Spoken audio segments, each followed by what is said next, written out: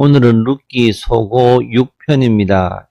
현숙한 여인 나오미 2편입니다.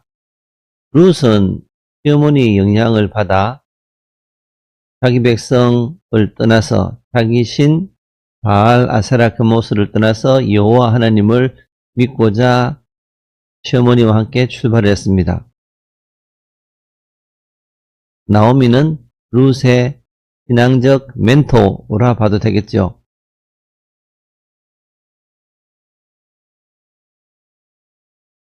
나오미는 60일, 70일 정도 룻의 신실한 상황을 보고 거기에 따라 보아스가 어떻게 생각하는지도 파악한 이후에 보아스에게 고엘 요청을 합니다. 보아스와 룻 사이에 오벳이 태어나고 엘리멜렉 가문이 기업이 이어지고 다윗이 오는 길이 열리게 됩니다. 오늘은 나오미의 신앙 2편입니다. 룻의 시어머니 나오미가 그에게 이르되 내 딸아 내가 룻을 위해서 안식할 곳을 구하여 너를 복되게 하여야 하지 않겠느냐. 내가 함께하던 하녀들은 눈 보아스는 우리의 친족이 아니냐. 보라 그가 오늘 밤에 타작마당에서 보리를 까불리라. 그런즉 너는 목욕하고 기름을 바르고 의복을 입고 타작마당에 내려가서 그 사람이 먹고 마시기를 다 하기까지는 그에게 보이지 말고 그가 누울 때 너는 그가 눕는 곳을 알았다가 들어가서 그의 발치 이불을 들고 거기 누우라. 그가 내 할 일을 내게 알게 하리라. 라고 나오미가 룻에게 이야기를 합니다. 언약을 정확히 잘 이해하는 나오미. 안식할 곳. 나오미의 목표는 생존이 목표가 아니고 룻의 결혼도 아니고 룻의 안식입니다. 안식이라는 말은 단순한 거처가 아니고 보호, 안정, 기업, 언약 안에 거하는 삶을 의미합니다. 룻기 1장 9절에서 나오미가 두 자부를 돌려보낼 때 동일한 표현이 나타납니다. 여호와께서 너희로 각각 남편의 집에서 안식을 얻게 하시기를 원하노라. 창조질서 안에서 여인이 누려야 할 보호와 소속을 안식으로 표현한 것 같습니다. 교회가 하나님 안에서 누려야 될 보호와 소속으로 봐도 좋겠죠. 친족이라는 말이 나오는데 보아스는 호의적 지주가 아니라 기업 물을 권리와 책임을 가진 고엘입니다. 신명기 25장에 나타나는 형사치수 그리고 레위기 25장에 나타나는 기업 물음을 잘 이해하고 있는 것처럼 보입니다. 형이 결혼을 하고 아이가 없는 채로 죽었을 때 동생이 형을 대신해서 형수와 결혼해 아이를 낳고 그 첫 번째 아이는 형의 자손이 되게 하는 규례. 이 제도를 통해서 이스라엘 중에 대가 끊어지는 일이 없도록 했습니다. 하나님의 언약이 이어지도록 했습니다.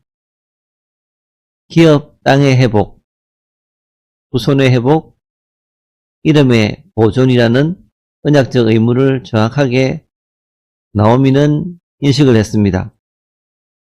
형사치수, 형이 죽다, 결혼하다, 형수. 되죠? 타작마당의 기쁨은 공동체적 축제 공간입니다. 남녀의 은밀한 공간이 아니죠. 음행의 암시가 아니라 합법적, 공적인 요청으로 보시면 됩니다. 목욕하고 기름을 바르고 의복을 입어라. 유혹행위가 아니라 형복과 과부의 상태를 벗어나서 언약 안에서 새로운 삶을 요청하는 자겠죠. 사무엘하 12장 20절인데 다윗이 일어나 몸을 씻고 기름을 바르고 의복을 갈아입고 여호와의 전에 들어가 이렇게 이야기를 합니다. 새로운 삶으로 보면 될 것 같아요. 그가 먹고 마시기를 다 하기까지 보이지 말라. 발치 이불을 들고 누우라. 가장 오해받는 부분으로 성적 표현이 아니라 보호 요청의 상징적인 표현입니다. 나오미의 요청에 룻의 행위를 보면은 보아스의 발치에 누웠더라. 당신의 시녀 루시온이 당신의 옷자락으로 시녀를 덮으소서. 당신은 우리 기업을 물을 고엘이 됨이니이다. 라고 이야기를 합니다. 발치 이불을 들고 누우라. 당신의 옷자락으로 시녀를 덮으소서. 발치 이불, 옷자락으로 시녀를 덮으소서. 에스겔 16장 8절에도 비슷한 구절이 있습니다. 내 옷자락으로 이스라엘을 덮어 언약을 맺었노라 라고 이야기를 하죠. 옷자락으로 덮다, 언약을 체결하다. 그가 내 할 일을 알게 하리라. 룻은 요구하지도 않고 주도권을 쥐지 않고 법과 질서의 판단을 보아스 하나님께 맡깁니다. 나오미는 언약과 율법을 잘 이해한 정도입니다. 나오미는 룻과 10여 년 함께 살았고 룻의 신앙 고백을 신뢰했습니다. 나오미는 계략가가 아니고 언약 해석자로 율법을 정확하게 이해하고 하나님의 구속 방식을 따랐습니다. 사사시대에 아주 귀한 성도이지요. 율법도 정확하게 이해하고 하나님의 은혜도 알고 하나님의 구속은 행동이나 기적이 아니라 언약 질서 안에서 진행됩니다. 룻기 1장을 보면 전능자가 나를 괴롭게 했다. 여호와라고 하면서 원망조가 될 것 같은데 하나님의 신실하심을 기대하는 그런 은행이죠. 3장에 보면은 하나님의 언약 질서를 신뢰하고 행동을 합니다. 나오미는 절망 상태에서 언약의 하나님을 신뢰하고 회복된 인물이다 라고 하는데 신약으로 바꾸게 되면은 대창조, 거듭남, 출애굽, 부활 이렇게 표현해도 될 것 같습니다. 새하늘과 새 땅도 좋습니다.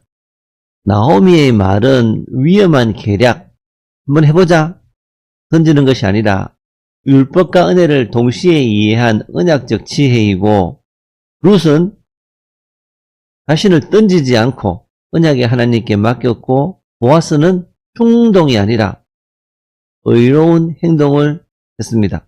나오미의 여호와 하나님에 대한 신앙 고백에 이어 성문에 있는 모든 백성과 장로들도 언약의 하나님 여호와로 축복하고 찬양합니다. 사사기에 이런 신앙이 있다는 게 참 아름답죠. 독특합니다. 여호와께서 내 집에 들어가는 여인으로 이스라엘 집을 세운 라헬과 레아 두 사람과 같게 하시고 보아스에 대한 축복이죠. 여호와께서 이 젊은 여자를 말미암아 내게 상속자를 주사 내 집이 다말이 유다에게 낳아준 베레스의 집과 같게 하기를 원하노라 라고 축복합니다. 나오미의 신앙 고백과 성문 앞 백성과 장로들이 여호와의 이름으로 한 축복을 따라 오벳이 태어나고 다윗 왕이 태어납니다. 여인들이 나오미에게 이르되 찬송할지로다 여호와께서 오늘 내게 기업 물을 자가 없게 하지 아니하였다. 기업 물을 자를 주셨다. 이 아이의 이름이 이스라엘 중에 유명하게 되기를 원하노라. 성문 앞에 있던 모든 백성들과 장로들이 여호와의 이름으로 복을 빕니다. 나오미가 아기를 받아 품에 안고 그의 양육자가 되니 그의 이웃 여인들이 그에게 이름을 지어주되 나오미에게서 아들이 태어났다 하여 이름을 오벳이라 하였습니다. 그는 다윗의 아버지 이새의 아버지였습니다. 살몬은 보아스를 낳고 보아스는 오벳을 낳았고 오벳은 이새를 낳고 이새는 다윗을 낳았더라. 오벳이 엘리멜렉 가문의 기업을 잇는 자가 되고 성경에서는 엘리멜렉과 함께 보아스의 족보 속에 오벳을 넣기도 합니다. 오늘은 나오미 2편을 이야기했습니다. 여기까지입니다.